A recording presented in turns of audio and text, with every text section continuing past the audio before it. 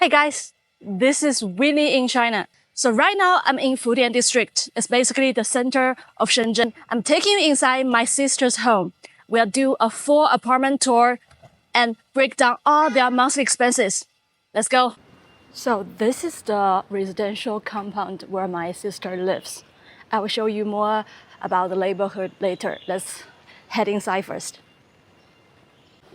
So many apartment buildings in Shenzhen are equipped with elevators. So first we have a password lock.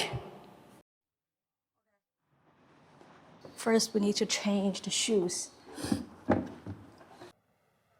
So here we go. This is the living room. For Shenzhen, this is actually a pretty spacious shared area. So the first thing you will notice is this big bookshelf.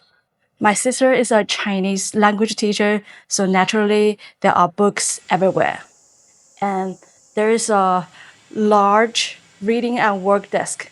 Under the bookshelf, there is a whole row of drawers for storing daily supplies and medicine. Because honestly, space in Shenzhen is expensive, so people try to maximize every bit of storage they can. And one thing you might notice, there is no sofa in this space.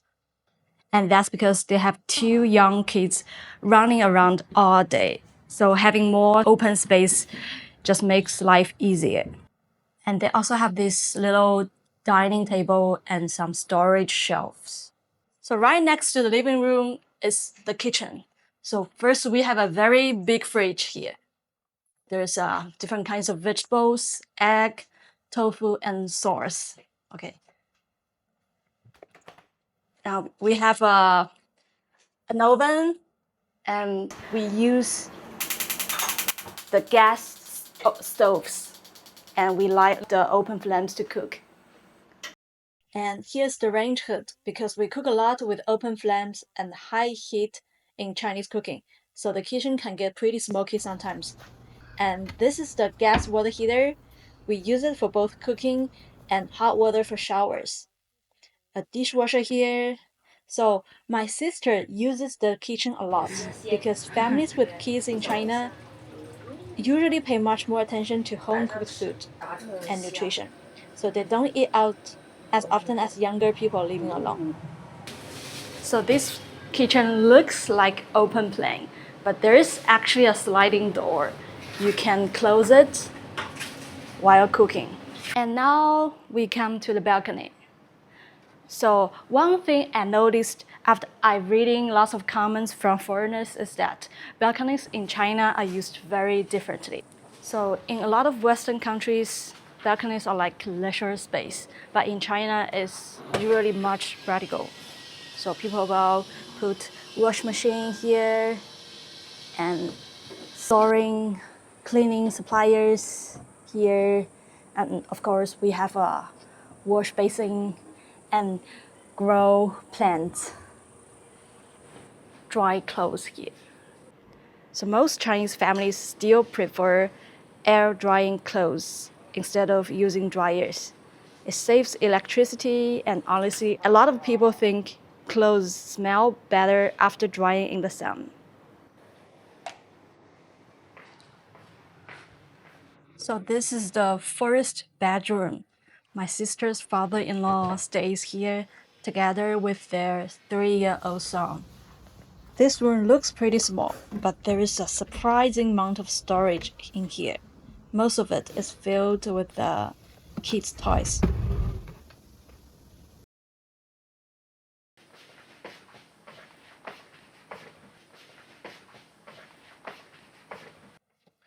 And this is the master bedroom where my sister and her husband sleep. Look at the beautiful views from the window. And here's the wardrobe. They use it to store the clothes and blankets.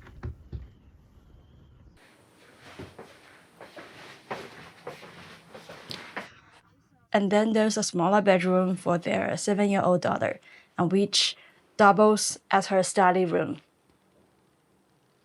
But tonight, this is gonna be my room. I will stay here tonight. And this is the bathroom. Bathroom is relatively compact. We even use the space behind the bathroom mirror for storage. The total size of this apartment is around 970 square feet. My sister bought it at the peak of the market for around 9 million RMB, which is about 1.2 US dollars. Today, the value has dropped closer to 7 million RMB. Like many families here, they're paying a 30-year mortgage. At one point, their monthly payment was close to 40,000 RMB. But after paying off part of the loan early, it's now closer to 10,000 RMB per month. And if you want to rent a similar apartment in this neighborhood, it will probably cost around 8,000 RMB per month for an unfurnished unit. Alright, now let me show you guys around the neighborhood a little bit. This community is huge. There are around 90 residential buildings here. And one thing you'll notice in a lot of Chinese neighborhoods is the security. There are 24-hour security and cameras at every entrance, so people generally feel pretty safe living here. Over there are the delivery lockers. You just type in your code and grab your packages. And inside the community, there are gardens, playgrounds, swimming pools with different depth for both kids and adults, schools, kindergartens, tennis courts, football fields. There's honestly a little bit of everything here. There are also tons of trees and plants around the neighborhood. There's also a massive park where people come to relax, walk their dogs, or just spend time with family after school or during weekends.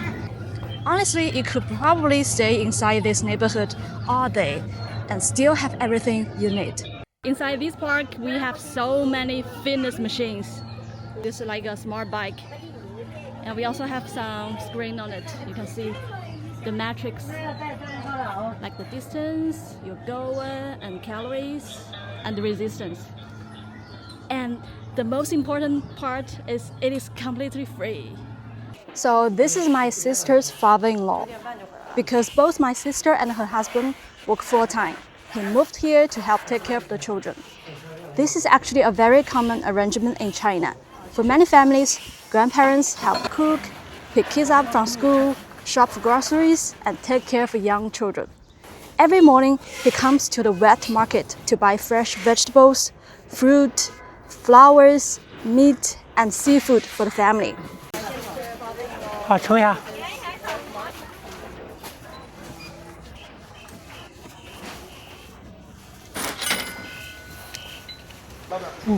你抽这个多少的？这个？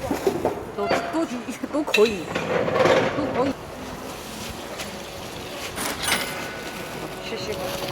没事。So inside this wet market, there are different sections. So this section basically just for fruit. You can see all kinds of fruits.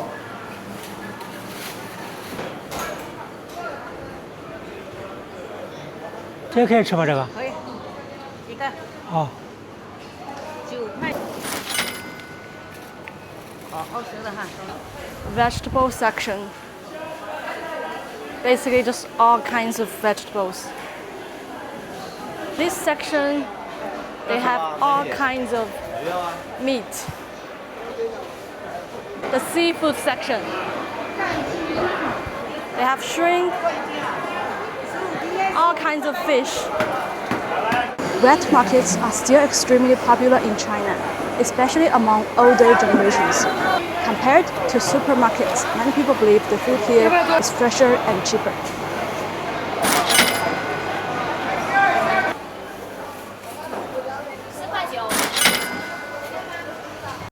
So now I'm with my sister's father-in-law. We are picking the kids up from school. In China, 9 years of compulsory education are free, covering primary school through middle school. But even so, many parents still spend a lot on after-school classes. My niece currently takes English and calligraphy classes, which together cost around 26,000 RMB per year. Now we are heading to pick up the younger brother from kindergarten. So you can see there are parent volunteers here helping control traffic while students cross the street. And one thing you are probably noticed is that there are lots of grandparents here picking up their grandkids. That's actually very common in China, especially in families where both parents work full-time.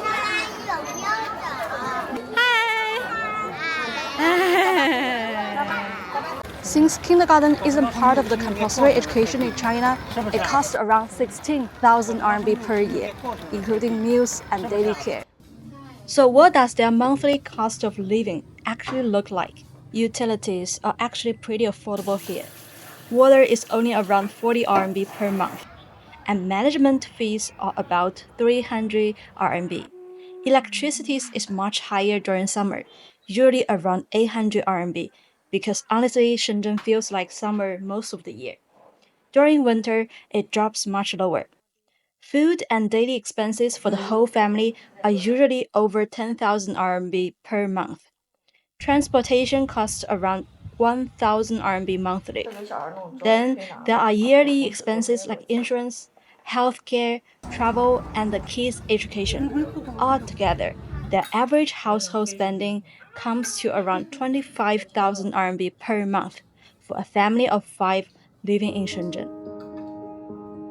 I asked my sister if life in Shenzhen feels stressful, and she said, yeah, the past year is really fast, but after a while, you just get used to it. And honestly, I think that's how a lot of people in big cities feel. So that's all for this video. I'll see you in the next one. Bye.